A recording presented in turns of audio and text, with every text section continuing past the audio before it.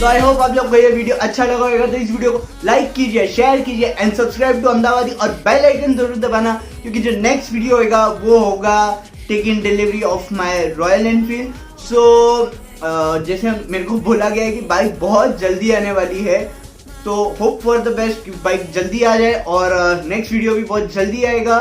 तो और कमेंट जरूर करना कि मैंने रॉयल एनफील्ड मीटियोर का कौन सा वेरिएंट बुक करा है। इसके 3 वेरिएंट है, फायरबॉल, स्ट्रेलर और सुपरनोवा। मैंने वो चीज नहीं बताई है कि कौन से वाला वेरिएंट मैंने बुक करा है। नेक्स्ट वीडियो में तो पता चल ही जाएगा, बट तो भी अभी आप कमेंट करो, गेस करो, देखते हैं कितने लोग गेस कर पाते हैं कि कौन से वाला वेरिएंट है।